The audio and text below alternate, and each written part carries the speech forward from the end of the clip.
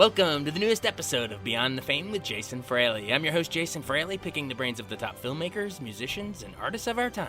One Night in Miami star Leslie Odom Jr. hosts the Tony Awards tonight, honoring the best of Broadway after a long pandemic hiatus. I spoke with him in 2016, the week before he won his Tony as Aaron Burr in Hamilton, when he came to the Kennedy Center for a tribute to Marvin Gaye.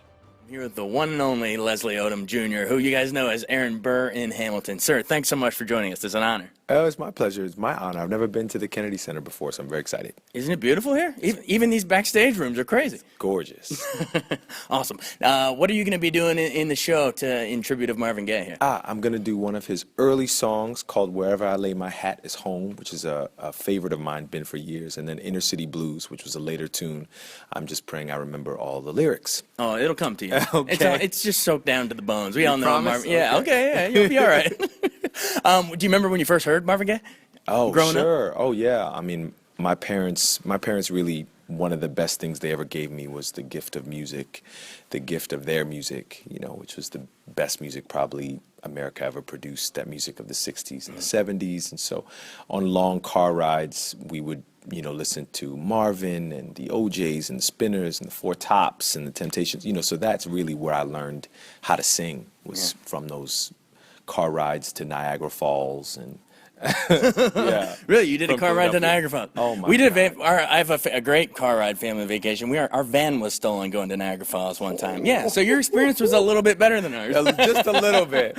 It was either Marvin Gaye or talk radio, and believe me, I preferred Marvin Gaye. Believe me. Yeah, I'm glad you decided to follow the music route, not the talk radio. That's true. I appreciate it. It could have gone either way. Are the songs you're singing tonight, are they your favorite Marvins, or are there other ones, any deep cuts or famous ones that you like? Oh, sure. Well, these, Wherever I Lay My Hat is actually one of my favorites, but I was invited to join rather late, which is totally fine with me. But Michael Bublé had vocal, right? Yeah, so all the I think we got the hotter hand, to be honest. You're up for a Tony it's this week, man. It's this right? week. It's on Sunday. That's a good substitution, baby. Yeah, I'll take it. But yeah, all of the, the ones that you would expect were taken, of course, so we had to dig a little bit.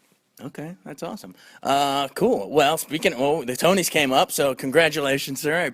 I appreciate you coming and talking the week of the Tonys. Thank you so much. Are you excited? What are you going to be doing sitting there thinking? I mean, you probably watched the Tonys growing up for years, and now you're up there. No, I'm going to kind of treat it a little bit like I learned a lot from the day I got married, from my wedding day. It's a lot of planning, a lot of money, a lot of time and energy and thought that goes into that day. And then on the day, you really have to release and enjoy yourself and be present and let other people worry about where you're supposed to be and what time you're supposed to be there. So that's what I'm doing on the 12th. We're going to stress up until the 12th, but once that day gets here, I'm going to have a ball. Yeah. What's it like knowing that you guys are up for a record number of awards? You're in a history-making show here. Yeah, it feels amazing. It feels like this show that we all believed in is doing what we all believed it could, and it exceeds our expectations almost every night with every audience that we have. And I think I saw a little fun tidbit when you were on Fallon. You said you don't dress up until right before the show. That's right. What's the deal with that? Look, if I happen to be dressed right now. If I could have waited until 5 minutes before I sang, well, because it just gives you longer to think about not going out on stage. Because it's a scary thing, and so I'd rather actually pretend like we don't have anything to do that night. We're just here for a hang, and then at the last moment, somebody shoves me out on stage. But tonight, I had to get dressed a little earlier. Awesome. And in case some people missed your Tonight Show thing, recap the story when you finally left the stage and you were watching from the seats, and you were with a famous person. Was it Art Garfunkel? That's right. Yes. Just recap that real quick. It's dark in the theater, and so you're just around silhouettes. And there was a man.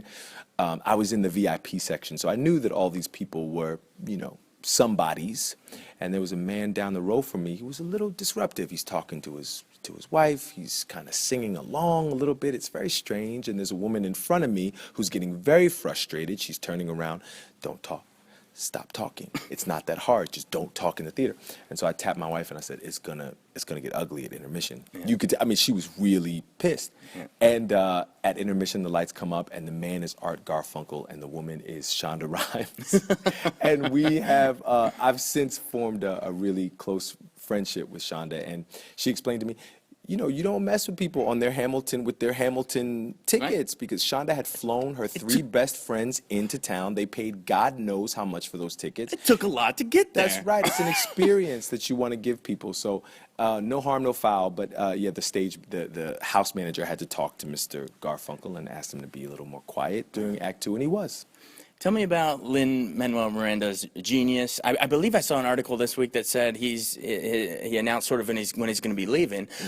Is that the day? Are you going to leave around then? Is the rest of the cast? Is it all going to be at the same time? We'll see. I'm still in talks right now. I'm open to staying, but it's been a long, full journey, and so if it ended for me on July 9th as well, that would be okay. Well, what about his genius, though? We're playing off him every night. What does he give you as an actor? Oh, please. Lin works with an improvisational spirit. And so even though we're not making up words every night, it feels wholly new, and it feels like we spin this yarn every single night. And that, all of the culture, all of our ethos in the Richard Rodgers Theater was given to us by Lin. He's the visionary, and so we lined up behind him 2.5 years ago when we started this process, and we continue to do it each night. He sets just the most beautiful tone in the space, and it's my favorite place. Well, his name is on the playbill and in the title, but you'll go down in history as the damn fool that shot him, right? Yeah. How's the line go? It's something. That's right. Yeah. You got it. Could you say it? I'm the damn fool who shot him. I think that's how it goes. Love it. Well, tonight's all about Marvin Gaye. We'll get to Hamilton and Tony's on Sunday, so best of luck at that. But first, let's pay tribute to a great man here. I'm looking forward to it. Thank you, sir. Thank you. Thanks so much for joining us on Beyond the Fame with Jason Fraley. Remember to hit the subscribe button and give us a 5-star rating if you like what you hear. We'll see you next time.